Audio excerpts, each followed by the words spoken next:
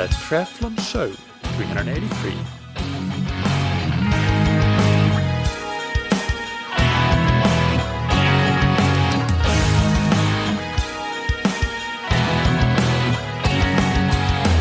Hey, what's up everybody? Welcome back to another episode of that Triathlon Show, the podcast presented by scientifictriathlon.com.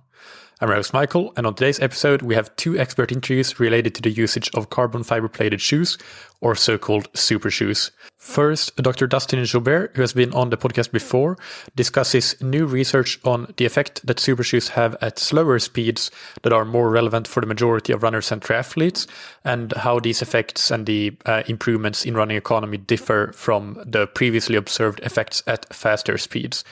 Then in the second interview, Dr. Amol Saxena shares a case series of how rapidly transitioning to running in super shoes may increase the risk of navicular bone stress injuries. Each of these interviews is about 30 minutes long, but I will come back after the first one and introduce the second one. So there will be a small interlude there. But before we get into listening to these interviews, big thanks to our sponsors, Precision Fuel and Hydration. They help athletes perform at their best with electrolyte and fueling products and with free online tools, education, and a patented sweat test. You can use the free Fuel and Hydration Planner on their website to get a personalized plan for carbohydrate, sodium, and fluid intake. And you can book a free 20-minute video consultation to chat through your plan with the athlete support team. You can get 15% off your first order by using the code TTS23 on precisionfuelandhydration.com. And thank you to Form. The Form Smart Swim goggles give you real-time feedback in your swim training through a display on the goggle lens. You can see every split, live stroke rate, and even live heart rate if you use polar heart rate monitors. And all of this will help you execute your swim workouts more optimally with better pacing and better control of your intensity. You can also get access to in-depth post-swim analysis with additional metrics in the Form app. And the app syncs your workouts seamlessly to Training Peaks, Strava, Today's Plan, and Final Surge. They also have a vast library of workouts and training plans that you can use, or you can build your own guided workouts. Get 15% off the goggles with the code TTS15 on formswim.com/TTS. Now let's get into the first interview with Dr. Dustin Joubert about whether super shoes are still effective, even at slower running speeds than those previously studied. Welcome back to That Triathlon Show. Dustin, how are you doing? Hey, I'm good, Michael. Good to be here again. Yeah, it's very nice to have you back. For the listeners that may not have heard your previous appearance on the podcast, can you give us a brief introduction to yourself? Sure, yeah. So I'm an exercise physiologist, university faculty. I'm currently at St. Edward's University in Austin, Texas. Been here just for about a year now, previously over at Stephen F. Austin State University, where I've done some of my previous work. And, you know, I'm a long-time runner. Always had an interest in endurance exercise performance, and with, you know, the new shoes that are out now, that's been a fun line of research for me for the last couple of years. So I have to ask, what's your next big running goal then, since you're a runner? I've got Boston next month. Yeah. All right. Yeah. So some putting in some good long runs now. And what will be your racing shoe for Boston? We're going Alphafly, original Alphafly. Yeah. Yeah, I thought so. Well, in that original interview, we discussed your first study comparing a number of the different carbon-plated fiber footwear that was out there, including the original Alphafly. And I think then already you mentioned that you had something in the works to investigate whether the running economy benefits that you have seen and others have seen as well in the super shoes translate to slower speeds where most runners perform, especially if we're talking something long like the marathon. And that's something that has now been published. So can you talk a bit more about this more recently published study that you did? Yeah. So I think, you know, after we did that first study, we had tested at 16 kilometers per hour in that study, which is pretty common from some of the other research that was in the lit prior to on the new shoes. And I think a lot of the questions that people had, you know, that's a 16 kilometers per hour is like in the 238-ish marathon range, right? It should be. Yeah, right around there. Yeah, and even the slower speeds at the time that had been tested in the lit was 14 kilometers per hour, which is a 3-hour marathon. And, you know, you've got a lot of people running marathons at slower paces than that, even at big, races where you need a qualifying time for. The majority of people at a Boston race or something like that are running slower. And then, in the triathlon world, running slower paces off the bike, we started to ask the question of like, are the benefits still this like 3-ish, 4% that we had seen in the faster speeds? And so we got 16 subjects for this most recent study to test at both 10 and 12 kilometers per hour, which that's looking for the marathon. That's more like 3:30 to 4:15 marathoners. It'd be relevant too. Yeah, and this was a pace that for these runners were basically a pretty sustainable pace, right? That would have been around their marathon pace or so. Yeah, so with like all the running economy research, you have to test at like slower than their lactate threshold because when you get more in that like heavy intensity exercise domain, you might not reach steady state oxygen consumption within like the 5-minute window or so that we were measuring respiratory gas exchange. And so, I think our inclusion criteria in order to test people at 12 kilometers per hour, which is basically 8-minute mile pace or was that 5-minute per kilometer pace, we needed people who were like probably capable of running like 23:30 for 5K. So that was like the initial inclusion criteria. I think we've recruited probably people that were a little bit faster than that. Like on the men's side, they're probably more. We have lifetime best that we listed in the paper, so more like 19 minutes to 21-ish minutes probably between the men and the women. But it was definitely a slower group than like we didn't take all the people who were 2:35 marathoners from the previous study and bring them into this study. There were people who those paces were relevant too, but they have to be fast enough to run at those paces at a steady state aerobic intensity. Yeah. And when you say lactate threshold, they're to be below lactate threshold. We're talking about the first lactate threshold, right? So they would be in the moderate intensity domain, or yeah. Well, so kind of two things we look at as a check at the end of the test to make sure they're below 4 millimoles is like one of our safeguards, and then. So we're not actually bringing them in for like threshold testing prior, but based on their performance times being below, 23:30, we'd estimate at this pace they'd be fine. So we like double check that and make sure they're below 4 millimoles lactate. But probably more importantly, you can see that they're this is kind of getting into the physiology details more, but you can see their respiratory exchange ratios are below 1 if you're going to try to use that for caloric expenditure estimation, and then you can just visualize oxygen consumption to see that they're reaching a steady state. In that 5-minute like window that we're measuring oxygen consumption. So there's a number of ways to ensure that. Yeah. But got it. And then in terms of the testing protocol that you used, and importantly, the shoes. What shoes did you test here, or shoe, and what was the specific protocol used? Yeah, so kind of as a starting point on assessing the shoes at slower speeds, we just went with the most tested shoe out there, which has been the Nike Vaporfly line.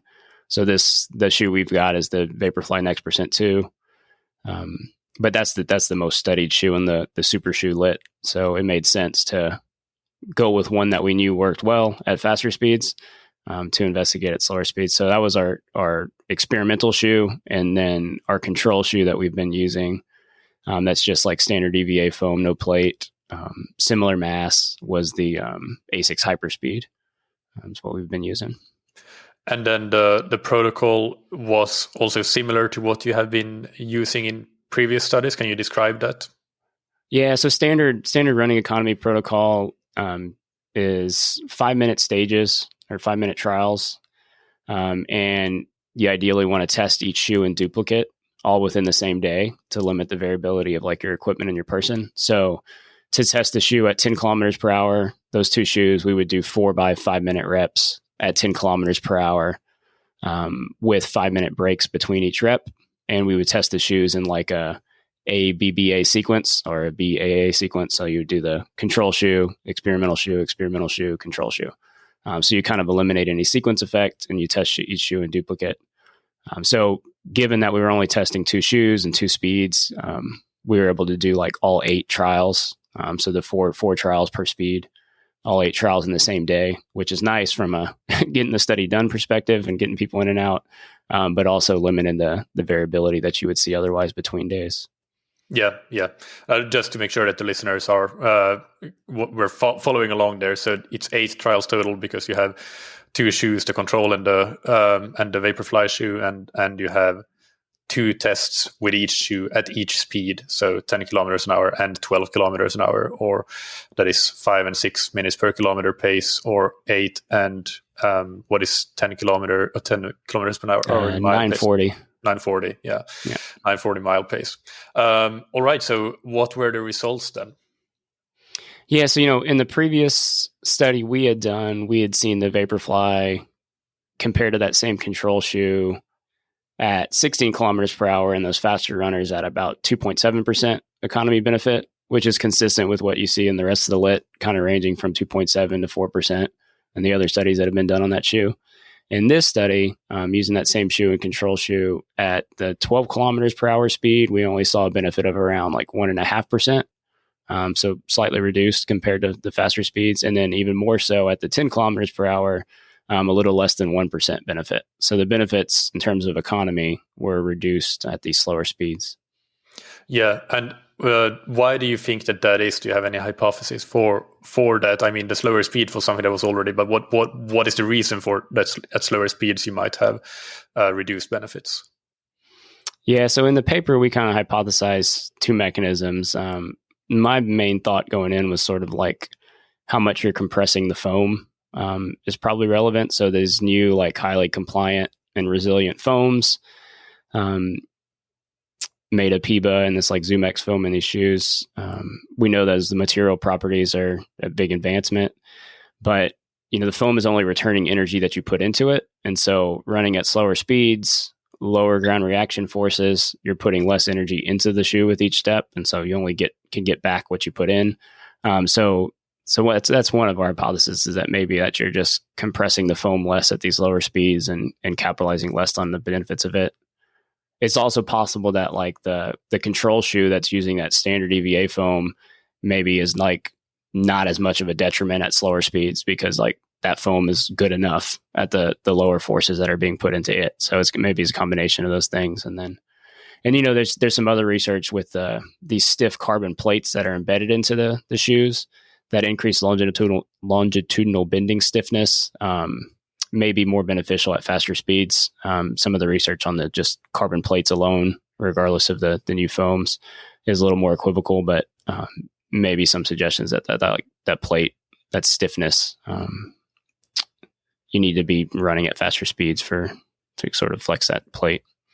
Yeah. In the paper, you have a graph with all the individual responses, and you've looked at that as well and commented on it.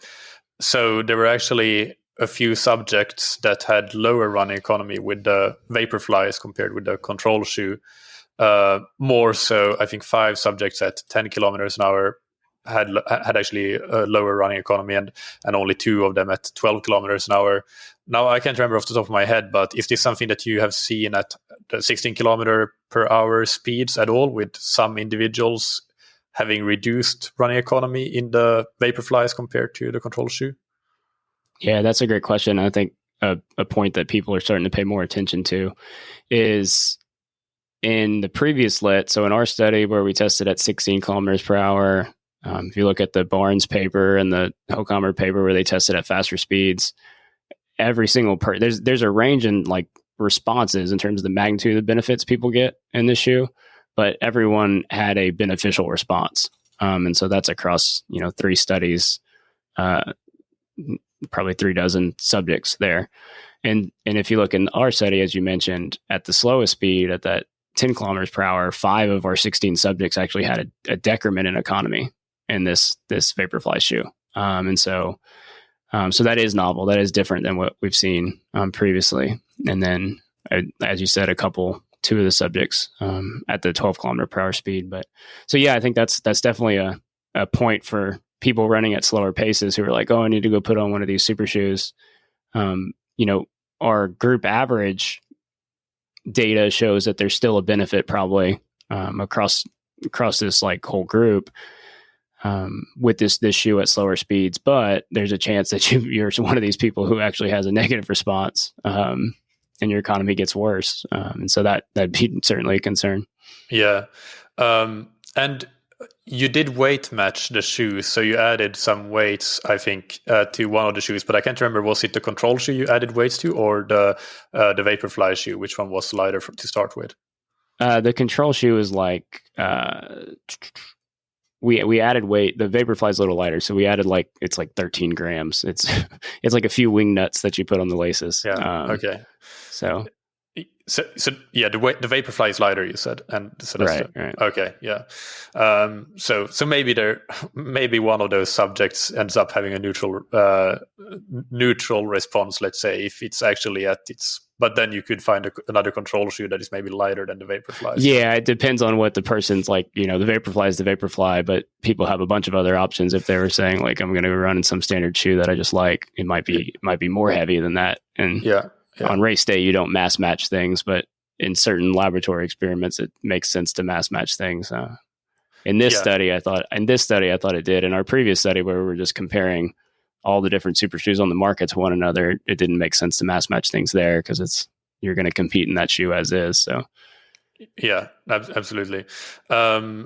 Yeah, and one thing that we talked about in our last interview about maybe there is a reason for individuals, at least if you are looking to gain a minute or a few minutes in your marathon, then we talked about comparing some of the best super shoes for the individual response. Are you running faster in the Vaporflies or the Alphaflies or the Asics or Adidas or whichever shoes you might prefer? But here you could even say that, well, maybe if somebody's looking to break 4 hours for the marathon, maybe it is and they are just on the cusp of doing it, maybe it is beneficial to test just your regular favorite shoe with a super shoe, just to make sure that you're not just choosing the shoe because it has a heavier price tag and heavier marketing behind it. Yeah, I think that makes sense. And it just like the blanket assumption that shoe is going to help you. I think what's the practical advice to people is like, if you run in the Vaporfly, even at these slower speeds, and you feel like it's like decreasing your effort, and it doesn't feel clumsy and uncomfortable, and you can, wear it for the distance that you need to wear it for, then maybe you're not one of those non-responders. Maybe you're not one of those negative responders, and you can be more confident that you're probably getting a benefit out of it, right? But if you put it on and are like, I don't know, this thing kind of feels wonky, I feel a lot more comfortable in my other shoe for long durations, then I think those are the people that you probably shouldn't just assume that new super shoe is helping you, right? Yeah, exactly. And I'm gonna run something by you here, because I actually a few months ago I went into the lab to test a few different super shoes and the control shoe myself, and I kind of followed your protocol with 5-minute stages and then looking at the economy for at the end of each stage with 5-minute rest in between the stages as well. So, but then what I saw there was that the running economy correlated very well with my heart rate as well. So the heart rate differences were not big, but I could see a 1 to 2 beat per minute, very clear and stable difference between the shoe that also had where I had lower oxygen consumption or higher oxygen consumption. So my theory then was that, well, if I don't want to go into the lab next time I'm doing something like this, or if I don't have access to a lab, I could just do a controlled experiment like that on the treadmill and just look at heart rate as a proxy for oxygen consumption. What are your thoughts on that? Yeah, and so that's a common question. Is like, how do I do this testing if I don't have a metabolic cart or a lab with one, right? And heart rate is not a terrible like physiological marker as an indice of like, the effort that's required in these different shoes. It's the one thing with heart rate is it's a little noisier of a signal than like a VO2 on a good metabolic cart. VO2 on a good metabolic cart is like a lot tighter, a lot less variation. And then heart rate, in my experience, like even in a temperature controlled room, heart rate still tends to drift up a little bit more across the sequence. So it's probably the way that we test like in a random order and then a mirrored sequence, doing that mirrored sequence so that you're testing the shoes in duplicate, and it's not just like your later reps that maybe if heart rate starts to drift more that you're picking that up. So I think that probably becomes even more important with heart rate. And then if you look at our data, the conclusions we made in like the super shoe study where we were comparing, 8 different shoes, because the variability in the metabolic cart's like so low, you're able to make like conclusive statements or statistical conclusions easier there. The heart rate differences do exist like across the broad range of shoes, but it's harder to be like, okay, this mid-tier shoe compared to this top-tier shoe, like on heart rate alone. So it's when you have like closer, more subtle differences between the shoes that heart rate's a little bit harder to make conclusions on than VO2. But if you're looking at like a control shoe versus a shoe that's giving you 4% economy benefit, I would bet heart rate's going to be fine and showing you that too. But it's one where there's more of the smaller differences where I've seen in our data that it'd be harder to make those conclusions. Okay. Well, those are great points. One thing that you mentioned in the discussion part of the paper is about a study about markers of muscle damage when using these carbon-plated shoes. And so that's not a study that you did or your colleagues, I think, but another group. But what you mentioned there, I think I found interesting that theoretically, even if running economy might not get as big benefits when you're running at slower speeds, if you're out there for a long time, and based on this other study that showed some decreased markers of muscle damage when using these super shoes, then that could also be a potential mechanism for helping performance in long events like the marathon. Yeah, definitely. I think that's one of the like areas of future research that needs to be expanded is the anecdotal evidence of these shoes, what people will say, save your legs or like, cause less muscle damage. That anecdotal evidence is really strong, right? And like probably in both of our own personal experiences that the end of long runs are like feel fresher, or we're not as sore the next day, or my calves aren't as sore after a hard session or something. So like, I definitely think there's something there. If you look at the limited amount of research that's out there, there was one like conference symposium preceding abstract from the Nike research group. And it's really, small sample of like between subject comparisons of people who had run in the Nike Pegasus, like standard trainer versus I think the Vaporfly, whatever iteration it was at the time, in the Portland Marathon, and the group who had worn the Vaporfly had less like blood markers and muscle damage. So it, scarce evidence, but would probably match with what a lot of people's like personal experiences are. And then, the other study that's out more recently, that's a full-blown publication in MSSE was from Matthew Black and Andy Jones's lab at Exeter. And they actually did biopsy work and all like the blood markers I think the shoe was the Alphafly Next Percent 2. They didn't name it. They say unnamed prototype, but they compared that to a control shoe, and they did damaging exercise.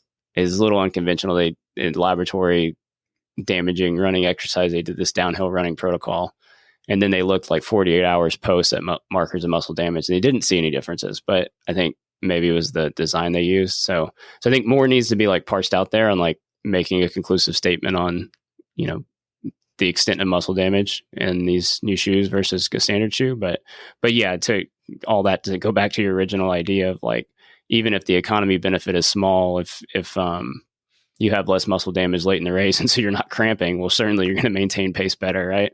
And then the other thing that interests me, even on the economy front, is if we could measure economy late after like a long duration session or a long bout of damaging exercise, measure economy not when your legs are fresh like our typical protocols do, but do it at the end of like an hour or 2 hour run.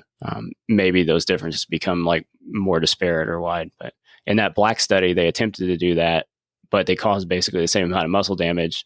And then when they did the economy, like follow-up testing on damaged muscle, it was 48 hours later, like during that DOMS period. It wasn't like at the end of the 2 hour session kind of thing. So, so yeah, I think there's more to be seen there, but yeah, I think if you're still comfortable in the shoe 2 hours in and it caused less muscle damage, then I bet there's going to be benefits beyond just the acute fresh leg economy data.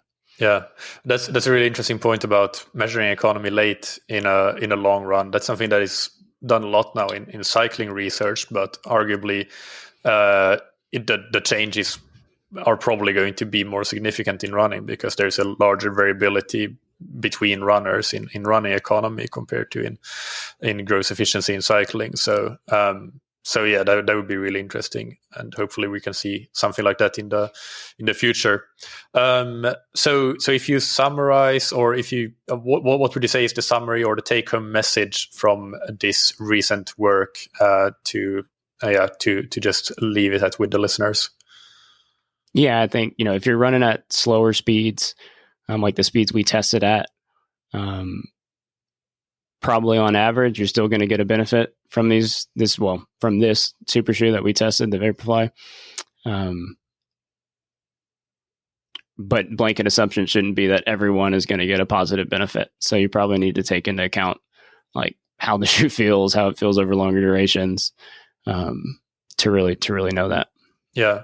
One thing we didn't talk about yet, but we talked about that in the previous episode, is that depending on your speed, running economy is going to translate to performance improvement differently, right? So if you're running at very high speeds, a 4% economy improvement is different than at slower speeds, and the relationship there is going to be closer to a 1-to-1 ratio if you're running at slow speeds. So the 1.5% that you might get at 12 kilometers an hour might actually mean the same as, I don't know, 2.5% at 16 kilometers an hour.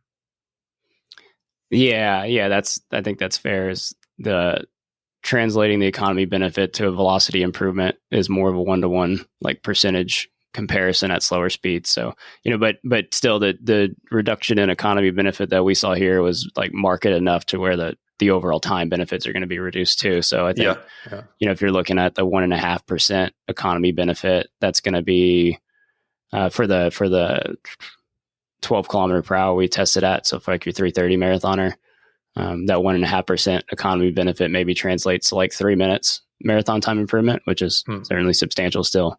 Yeah. Yep. And then just finally, so another thing that many listeners will be aware of is your work with Lab Rat Rundown. When last we spoke, you only had the Instagram account. Now you have a nice website as well, where you do a lot of, you summarize the research, but you also do a bunch of N=1 case studies and different interesting work related to shoes. So is there anything anything really cool that you got going on there or have done in the last few months that you would like to highlight so that listeners can go and have a look in more detail? Yeah, definitely. So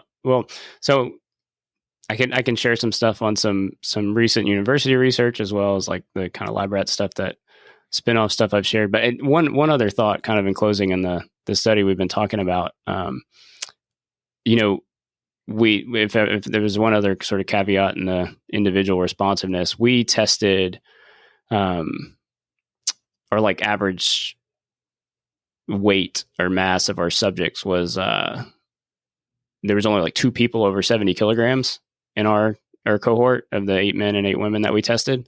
And so if we go back to like this theory of maybe like you're not compressing the foam as much, or not flexing the plate as much, that's dependent on ground reaction forces, which speed is a big component of that, but body mass would be a component of that too. So you definitely have people who are, running 3:34-hour marathons that weigh a lot more than 70 kilograms. And so it would be interesting to see if we looked in like a heavier population running at those same speeds, if that hypothesis on the foam being relevant and ground reaction force being relevant, if they potentially got more benefit. So I think that would be one caveat I'd give from our study results. But so on the lab rat stuff, we just wrapped up another university project. We just wrapped up looking at the benefits of super spikes. So we have the Dragonfly, the Avanti from Adidas, and a control spike compared, looking at like quantifying the benefits of the spikes, but also compared to shoes to see like, are people's economies better in the spikes versus the shoes, which is not relevant necessarily internationally, but in the US, where you can wear whatever you want on a track at like NCAA and high school level, shoes versus spikes is a relevant comparison. So we've got some results on that coming out. Since we talked last, there's a bunch of case study stuff that's up on that Instagram page. The website kind of mirrors the Instagram page, but not everyone uses Instagram. And Instagram, like once you have a bunch of posts on there, kind of like it's hard to catalog things or find things. So that was the goal with the website, was kind of just to have everything in a more searchable space. So yeah, it's labratrundown.com. I've got some other university projects coming up. We're doing most of the research on these shoes has been on a treadmill in a laboratory setting. We're going to do some road testing, actually on like concrete road surfaces with a portable metabolic cart. So we'll hopefully be starting that here and within the next month or so. And then down the line, I don't know, I see our original like super shoe study just to kind of like assess the state of the market, like were there differences across brands and models, and there certainly were in that first study. But I think as companies come out with new iterations of shoes and are improving the foams in their shoes, I think that was probably one of the big differences initially. Hopefully within the next year or so, we'll like kind of do another assessment of the market. Super Shoe Study 2.0, which, ideally you see things, the playing field get leveled. That would be like probably good for all stakeholders. Well, maybe not individual shoe companies, but the rest of the stakeholders, that would be a good thing. I don't know. I could talk more specifics if you had anything, and if you wanted more specifics on. I think that's a good summary, and I would just encourage listeners to go and have a look at the website or the Instagram account. There's a lot of interesting things there. I think one of the interesting posts that I remember was when you summarized the one research article on how running uphill and running downhill, how the running economy benefits are different compared to flat ground running, and then of course you have all of your just individual case studies where you compare different shoes that haven't been tested in the literature. So there's lots of things to go and dig into if you're interested in shoes. If there's any new shoe publication that comes out, I try to summarize it to kind of like whether it's my research or others, just to translate it to the general population has been one of the goals with that. So yeah. All right, so let's do some rapid fire questions. So this is rapid fire questions V2, because you already answered the previous ones. And the first one is, what's your favorite place to train? Oh, my favorite place to train. Man, so I moved to Austin, Texas a year ago. And Austin, Texas is a great place to train. It's got a great running community. Shout out to the Purple Dragons long run crew down here. They've been getting me through my Boston build-up miles. So probably not the most scenic place in the world, but it's been a great running community for me for long run work, especially. That's good. And what's a bucket list race or event that you would want to do? I left my triathlon racing, I don't know, probably 7-8 years ago. Kona would always be kind of a bucket list thing. Maybe when I'm in my 40s here soon and the kid's older and I can, give up weekends to training like that again. But World Marathon Majors is appealing right now. I really want to run New York. New York looks fun every time I watch it on TV. So yeah. The only thing with New York is that the time that you have to wait there in the starting corral seems horrible from what I've heard. Yeah, I don't know. It just and it can be quite cold there from what I've heard. So and finally, if you could acquire expert level in any skill in the world for yourself in an instant, what would it be? Practical answer for my current job would be to be an expert biomechanist, because I'm a physiologist, not a biomechanist. So that would be nice for some of the research that I'm doing, but that's not very fun. That's kind of boring. So I don't know. I feel like the lifestyle of like a professional football player or something would be much better than being like an elite runner. But yeah, that would be interesting. Very different from a normal person's life, for sure. Well, thank you so much, Dustin, for your time and for sharing your research. It's been great. I'll link to your website and Instagram in the show notes, so people can go and have a look at that. And I've enjoyed it as always, and hope to talk to you again another time. All right, thanks, Michael. I hope that you found that interesting. I think that it's super relevant research for the vast majority of runners and triathletes who will be running at slower speeds than those 14 to 16 kilometers an hour that have been tested before. Now, it's possible for runners in these new ranges of speed studied, so 10 to 12 kilometers an hour, to make informed decisions on whether the running economy gains and the theoretical performance gains based on that, whether that warrants investing in these types of shoes. It's still important to point out that not all super shoes are created equal, and that's what we talked about in the original interview with Dr. Joubert, where we discussed his study comparing 7 different super shoes. And while some of these shoes, like the Nike Vaporflies of that generation, performed great, others were no better than a non-carbon control shoe. So again, in this particular study, the Nike Vaporflies was the model tested. So we don't know what this means for how another brand or another model of super shoes will perform. It is specific to the Nike Vaporflies, of course. If you're interested in hearing more about the differences between various super shoes, then definitely go and listen to episode 322 with Dustin Joubert, and I'll link to that in the show notes. Right, so let's move on to the interview with Dr. Amol Saxena. Before the interview, I do want to point out that this is a case series, so it does not imply a causal relationship between using super shoes and getting injured. But a case series is a good tool to raise early awareness of something. So in this case, the potential risk of injury when transitioning to running in super shoes. But the point here is simply, this is not raising the alarm or anything like that. It's simply flagging an area, I guess, where some people might need to have some awareness and caution about how they transition into running with super shoes. I hope that all makes sense, but I'm sure Dr. Amol Saxena explained that much more eloquently than I did. So let's just jump into the interview. Welcome to the Triathlon Show, Amol. How are you doing? Good. How are you?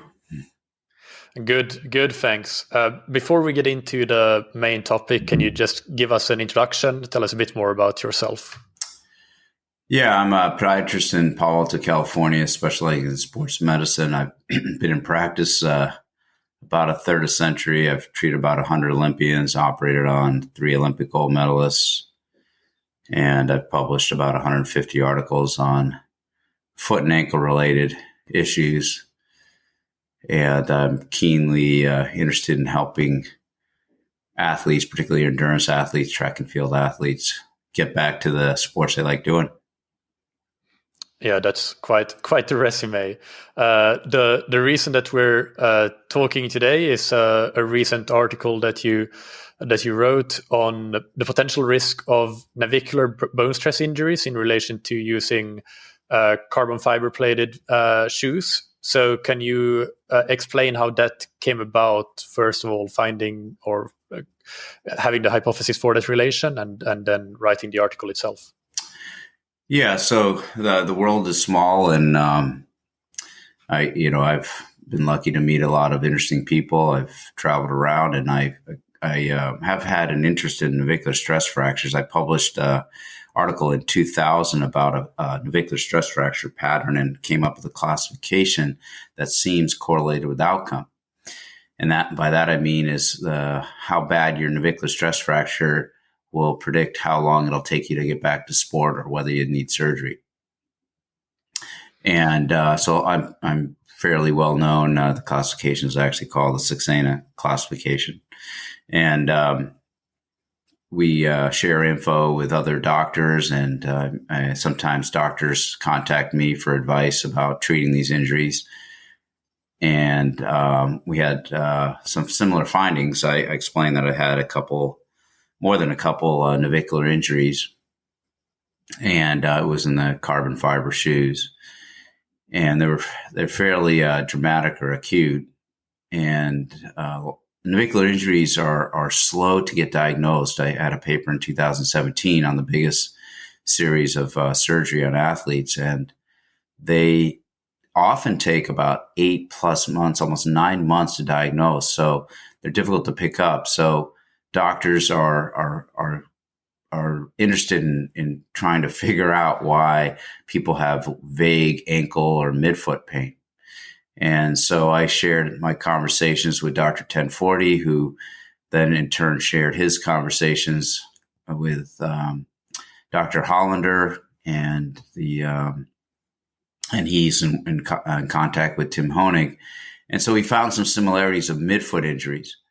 With this paper, we decided just to concentrate, just for more scientific value, on navicular injuries itself. I've seen other midfoot injuries with these shoes that seem atypical, I'd say. Some other stress fractures in the metatarsals that are slow to heal, and in the other midfoot bones that are not so slow to heal, as well as plantar fascia ruptures and posterior tibial tendon ruptures have been noticed in the carbon fiber shoes. And this has been let's maybe start with first athletes, actually. So yeah, let's maybe start with defining the navicular injuries. So what is that? Is that particular bone or several bones in the midfoot? For the listeners that are not familiar, can you explain that? Yeah. So the navicular bone is the arch bone. So on the high point of your foot is your arch, and the highest point is usually the navicular, which is just beyond your ankle bone or your talus. And it gets a lot of undue stress, and sometimes undue stress ends up in a bone stress injury. And a stress fracture is kind of a little bit difficult term to really relate, because if you jump off a bench 10 times and then get an MRI, you'll show stress to your knee and to your midfoot. And so that's why we try to call these bone stress injuries, because they're actual injury, not just stress. And then with my classification system, we try to classify them to show how bad they are, which in turn determines the treatment and how long it'll take to get better. What would the symptoms be like? You mentioned that they're often quite acute, these injuries. So how would one know or suspect that one has a navicular bone stress injury? Well, they're often acute, but not as often as you think. Okay. I had one back when I was in podiatry school almost 40 years ago. It came on very acutely. It felt like someone took a chisel and just into the top of my foot. And the two cases I provided in the series were very acute. The issue is that some people have a quick, rapid, acute pain, and then it just kind of calms down, because the navicular bone. The reason why these are such important injuries and potentially career-ending injuries is that the bone does not have good blood supply. That one bone is one of the 3 or 4 bones in the foot that have high risk and slow healing. So this is why it takes often long time to heal, because it doesn't have good blood supply. And because it doesn't have good blood supply, this is why the bruising and swelling that you see with other fractures in the foot doesn't occur. And so many people might just brush it off and just say, oh, your arch hurts, you might have arch pain or ankle sprain pain. And this is why it often takes 8 or 9 months to diagnose. So it's important to know about this, because the sports medicine docs need to have a high index of suspicion. So if it hurts on top of your foot, we call it the N spot, N for navicular. And if it throbs and aches, hurts to jump up and down on your toes, particularly barefoot. Patients often say, I can run 70 miles a week, but when I do speed work, it really hurts after I'm limping. Those are people that are giving symptoms potentially of a navicular stress fracture. And I think you had a stat in the article saying that navicular stress fractures or stress injuries might be, correct me if I'm wrong, I think you said 37% of all stress fractures, so a fairly high number. In athletes in the foot, correct? Yeah. Okay, so it's only in the foot. Okay, gotcha. Not at all. They're still relatively rare. I mean, my series in 2017 was 63, I believe, and that was the biggest series, particularly the biggest series of people who've had surgery for the navicular. So. Right, yeah. If you have a navicular stress injury, what is the treatment and rehabilitation process like? Yeah, so that's a very good question. So first you got to understand you've got a serious injury, and it can take minimum 3 months to get better based on the classifications that the original ones, which are type 1, which is a crack in the top of the navicular bone. Type 2 is a crack from the top extending into the bone, can be like halfway through. And then type 3 is a complete fracture through the bone. And believe in 2006, we came up with a type 0.5, which is not quite broken, but it's a bone stress injury. So it doesn't show up as broken on a CT scan, which, by the way, is the best treatment or best diagnostic test is a CT scan with small cuts because the MRI misses stress fractures oftentimes. It doesn't show fracture detail. So if you have a navicular injury, you really should get a CT scan. And then the treatment is for the type 0.5, which does not show any fracture at all based on a CT scan. And type 1 is generally non-surgical, non-weight bearing for 3 to 6 weeks, boot, keeping their foot at 90 degrees. That's the problem. People will just use crutches and their foot hangs down. If their foot hangs down, they have tension on top of their foot. Bones do not heal with tension on top of their foot. So they need to be in a boot at 90 degrees and non-weight bearing minimum. Usually for type 1s, are going to be 6 weeks. And then you walk in a boot for another 4 weeks and get back to activity. For type 2, which is the partial fracture, and type 3, complete fracture, keep in mind, a lot of doctors think, oh, this is a non-displaced fracture. It doesn't need surgery. This is wrong in this injury. If you have a type 2 or type 3 fracture, in my study in 2017, your bone will either not heal, re-break, or go on to having arthritis in the joint. And that was the situation. It's public knowledge with Paula Radcliffe. There's an article that she's quoted about. And so these are 3 bad things that can happen to an athlete that wants to run. And so the treatment for those would be surgery and sometimes some bone graft if it's an older injury and you just use bone graft from the heel. And so with surgery, you have a screw to compress the fracture, usually 1 screw. Sometimes we have 2 in bigger athletes like basketball players. And can't really say the prevalence because we don't have a registry or a data bank for navicular injuries. I sort of become the data bank for a lot of colleagues who send me their cases, but we don't have a registry.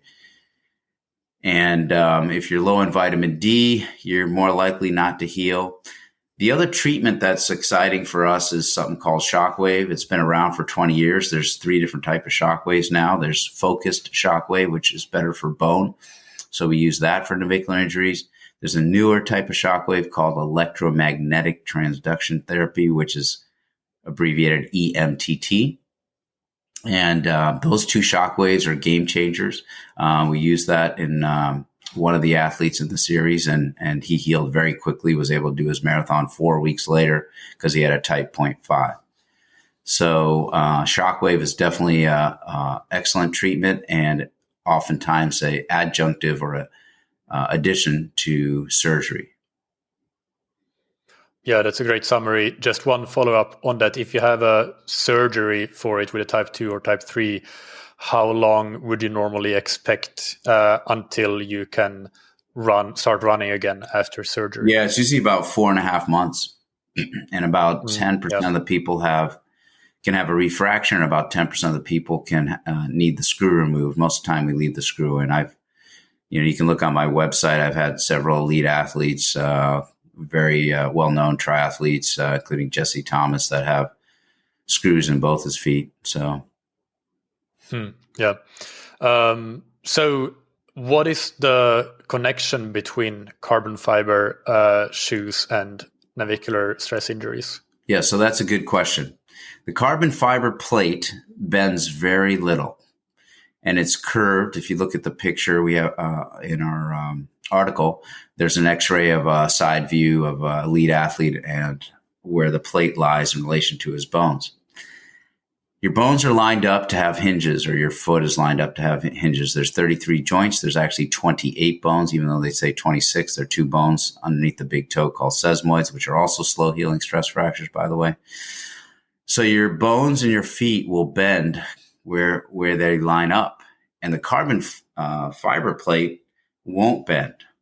So if your carbon fiber shoe doesn't bend, your foot has to bend. And your foot may bend in a place where it doesn't have an axis. And biomechanically, if the axis is different where the fulcrum is on the shoe as to where your foot wants to bend, then things get stressed. And so what the carbon fiber shoes do is they get you up on your toes faster. So the transition time from heel or midfoot to toe is shorter and more rapid. And it may be too rapid for your soft tissue to adjust. And that's why some people tear their plantar fascia or get plantar fasciitis, or posterior tibial tendon, which is your arch tendon, or some people's bone gets stressed, and it can be in the midfoot, in the back of the metatarsals on the instep to the middle bones, and then the navicular is the weak bone. So that's why we were seeing more injuries there. So again, just to summarize, the carbon plate does not bend, and your foot has to bend. So the weakest link will break. Yeah, that makes sense. And so when you have wrote this case series together with some colleagues, can you explain a little bit the types of injuries and cases that you discuss in the case series? What type of athletes and how did their injuries come about in terms of acute versus stress over time and so on? Yeah, I mean, a couple of the patients had them acutely. They were high-level elite athletes that don't train normally in carbon fiber footwear. And one needed surgery, one did not. And then there were 3 youth athletes in track and field. Also had the commonality, a couple of them in steeplechase, where you're landing on your ball of your foot, and that puts more impact into the navicular. And one of them ended up having surgery. Surgery, again, for type 2 and 3 is more predictable. And if just statistically in my series in 2017, if you did not have surgery and you had a type 3 under age 19, you're statistically more likely to fracture, get arthritis, or give up your sport. So again, it's a significant injury, and parents sometimes freak out if you tell them, their 16 or 17-year-old needs surgery. It can happen, but again, the arthritis is a tough thing to deal with that foot. There's no joint replacement in that joint. I've done several times an arthrodiastasis. That's what I did on Paula Ratcliffe, the former marathon record holder, where you stretch out the joint to try to let soft tissue fill in. And she's still able to run 40 miles a week, and she likes the carbon fiber shoes. I think that they are comfortable for some people. You just need to make sure that your foot has enough mobility that it bends where the shoe is forcing your foot to bend. In the athletes in the case series, is it fair to say that all of them had relatively limited experience with the carbon fiber shoes? So and that would point towards a safe transition into using them would be just gradually building volume, and you maybe not using them for the first time in a race or something. Or what would the exactly key take home message be? Definitely don't use them for a first time. Well, there's the rookie mistakes, right? So don't use them for the first time in a race. You shouldn't be doing that anyway. There were some instances of that in our Olympic marathon trials in 2020 in the U.S. with injuries. So you want to do some gradual transitioning. The other thing is that there's a helpful device. I don't have any ownership or anything. You can. It's called the Blackboard, and there's a website, blackboardtraining.com, and I believe there's a hyphen between Blackboard and training. And I have links on my website. My website, by the way, is just my name as one word, amolsaxena.com. Got a nice picture of Chelsea, who won the Ironman this year. She's been a long-term patient. But if you go under links, you can get this blackboard. And again, I don't have any ownership in it. It's just a hinge type of device that you can change and work your foot in multiple planes. So that helps mobilize and work your foot in multiple different axes to get your foot stronger and more mobile. And so I think that's a helpful thing, and it's a popular device with a lot of physios in Europe. I've brought the technology, so to speak, and the concepts to the United States. So I have several physical therapists, and there's some courses that are being done that are often taught by Europeans. And so I would consider getting that type of device or some type of foot mobilization device. You can start out with those ankle balls, which make your foot bend, and try to mobilize and strengthen your foot as you start adopting to the carbon fiber shoes. Yeah, and that will probably be helpful anyway, whether you're using carbon fiber shoes or not, because a lot of injuries could be prevented by better foot mobility and strength. Yeah, it's a game changer for athletes and dancers. It's great. So. Yeah. There's one that I know called the Mobo board by physiotherapist Jay Deshari as well. I think it's kind of a similar. Yeah, that's another good thing. Yep. Another point that you raise in the article is just increasing the awareness around this potential danger, I guess, of navicular stress injuries from using carbon fiber footwear, especially if you rush into the transition. So I guess that's now something that we're trying to do here in this podcast as well, making sure that athletes are aware that if they have something that the symptoms feel like what you described, then that's something that they can consider when they go to their doctor. But is there anything else that you would say on that point, on the raising awareness point about navicular injuries? Well, it's a little bit of a complicated issue with shoe companies obviously needing to and selling shoes, and the public wanting to run faster. And I think that doctors need to know about footwear just like they need to know about medication, particularly podiatrists and other sports medicine doctors. So that's why we try to publish. We wrote a letter to the editor in the British Journal of Sports Medicine, actually. It takes a long time to get these things published and collected. I mean, we started working on this paper over a year. And, if you go to meetings, you might hear a little bit about this. And so I think it takes time, and the motivation for awareness in this aspect maybe a little bit have a conflict, so to say. Yeah, that's a very fair point.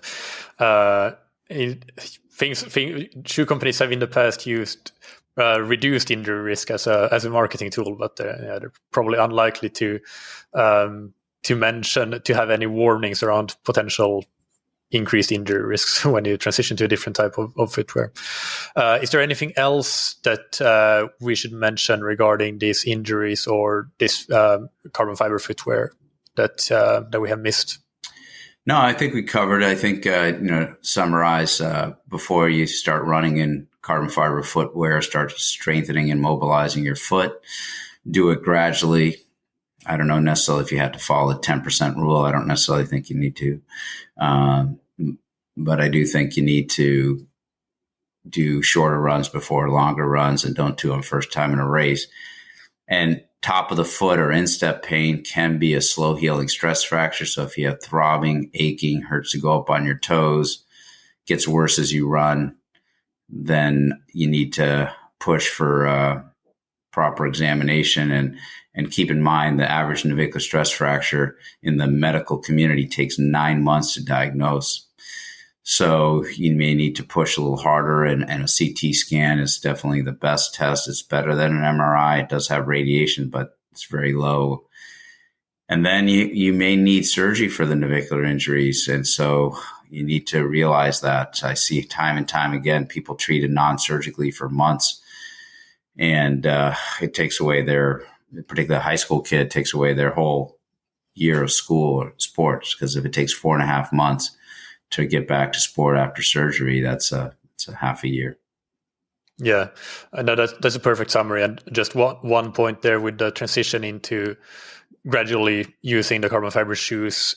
A couple of the case studies included where basically track and field athletes, I think, doing an interval workout for the first time in the shoes. So maybe if we're a bit more specific, it might make sense to start with some shorter, easier runs, and then maybe when you start doing intensity, even not using the shoes for all of your intervals. If you have a workout that is, whatever it is, 6 times 1K, then maybe do 3 of them in the carbon fiber shoes rather than all 6 of them. That would be a good way to do it. Yeah. All right. So let's just finish off with the rapid fire questions that I ask all guests on the podcast. And the first one is, what's your favorite book or resource related to endurance sports?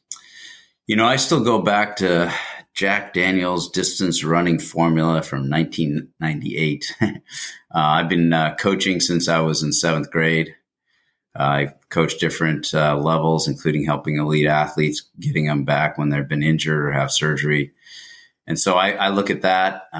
There's a new book by Mark Coogan. I'm looking forward to getting my autograph copy. And Brian Fulham, another sports podiatrist, has a good book on foot and ankle injuries, knowing your foot and ankle.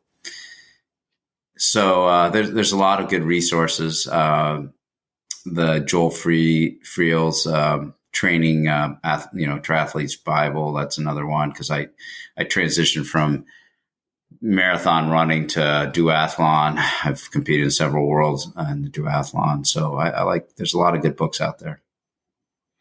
And what's an important habit that you have benefited from athletically, professionally, or personally? Well, it goes with everything. I used to say anticipation is the key to relaxation, but my wife updated and said preparation is the key to relaxation. So I think you need to be prepared, anticipate. You need to learn how to manage time. And, people are down playing the importance of multitasking. Multitasking is an important skill that every mother probably has who said, I only have 2 hands. So I think in athletics, in your profession and personally, you need to learn how to juggle. And it's not a bad thing to be a good multitasker. And who's somebody that you look up to or that has inspired you? Well, Mahatma Gandhi, be the change. I've tried to be positive about and influence people positively in my field and research. And, Martin Luther King has a lot of great sayings as well. I'm currently doing a master's in public health through the Dartmouth Institute, Dartmouth College. And I think it's important to keep learning and look at self-analysis and look at your outcomes. As if you're a practitioner, that's very important. That's why Adam 1040 and I bond quite well. And a lot of my other colleagues I publish with, because we like to look at our outcomes and help other people be better practitioners. Right. This has been fantastic, Amol. Thank you so much for coming on the podcast and sharing your knowledge. I really appreciate it. And I hope that it can be really useful for the listeners to hopefully prevent a lot of injuries. And if they have them, basically treat them the best way that they can. So thank you very much for that. Yeah, thanks. And my website has a lot of information that's helpful. Exercises and things on injuries. It's just amolsaxena.com. So my name is one word, amolsaxena.com. Yeah, I'll put the link to that and all the relevant links in the show notes. Okay. Thank you. All right. Thank you very much. Bye-bye.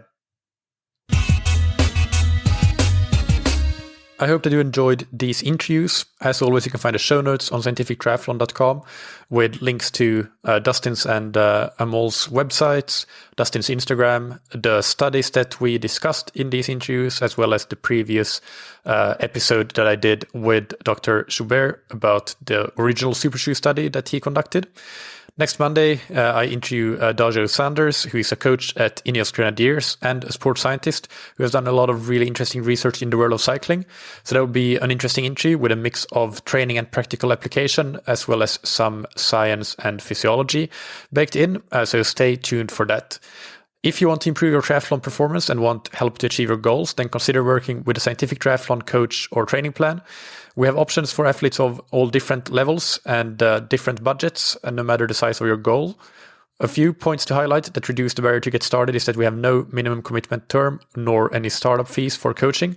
And for training plans, we have a 100% satisfaction guarantee for plans purchased on our website and an exchange guarantee, so you can exchange your plan for another plan if you purchase it through Training Peaks. We also have consultation and customized plan options for something in between. So you can find out more and contact us on scientifictriathlon.com, and we can discuss your specific goals and needs and see what's best for you. Finally, big thanks to our sponsors, Precision Fuel and Hydration, that you can find on precisionfuelandhydration.com. Use their free fuel and hydration planner to understand your fluid, electrolyte, and carbohydrate needs and get a specific and effective race strategy, and book a free video consultation with the team if you want to refine it further. Use the code TTS23 at checkout for 15% off your first order. And thank you to Form, that you can find on formswim.com/TTS. Improve your swim training with real-time metrics like pace, stroke rate and heart rate, and advanced post-swim analysis. And use the code TTS15 to get 15% off the Form Smart Swim Goggles. Thank you, as always, for listening. Keep training smart and keep loving triathlon.